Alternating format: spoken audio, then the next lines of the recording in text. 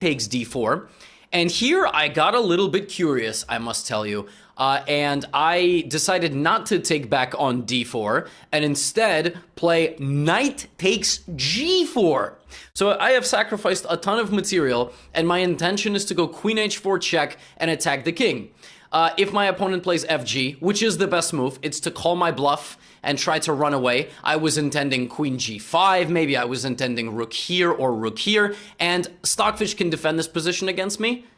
Last Dragon 2, I don't know where Last Dragon 1 is, by the way. Hopefully not dead. Probably cannot. That was my intention. But of course, it's blitz, so you're going to obviously play a little bit more aggressively. Opponent went back to c2, though. They did not take my knight. They went back to c2. I gave a check, and we have the following position. Now, after that relatively lengthy introduction of just about 3 minutes, but if you can't last more than 3 minutes, that's a skill you must develop, not just for chess. In this position, I detonated the first brilliant move of this video. It looks like my attack has absolutely slowed down.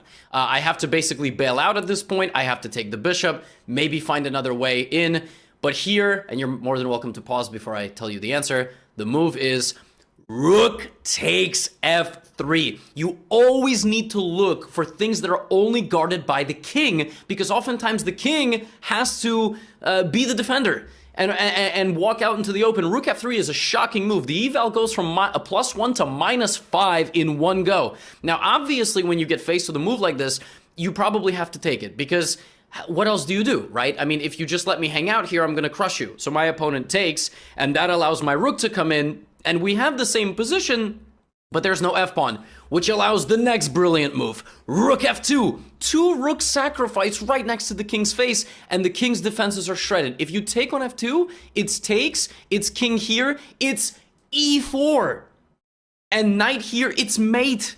It's a checkmate surrounded by the queen, bishop, and knight, even though I'm down 2 rooks. So my opponent doesn't want to do this. Instead, my opponent decides to run, abandon everybody. The problem is that in this position, I still have the move e4, although it was actually slightly more accurate to play knight takes bishop. We're not going to talk about that, though. e4!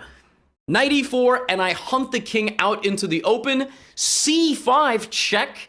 Opponent could consider pawn takes here, en passant, and trying to hang out back there, but the opponent just makes a run for it. Just grabs the knight and runs, and in this position, because it's blitz, I, for some reason, did not see mate in 1. But that's why I included this game, because it was very funny. That's mate in 1. But, you know, when you see mate in 1, you might as well go for mate in 4. And my opponent's king gets smothered to death in my territory among my pieces, while all the pieces of my opponent stood all the way back there doing nothing. So, very fun game. Rook takes f3, followed by rook f2 infiltration. This is why I love the Portuguese gambit.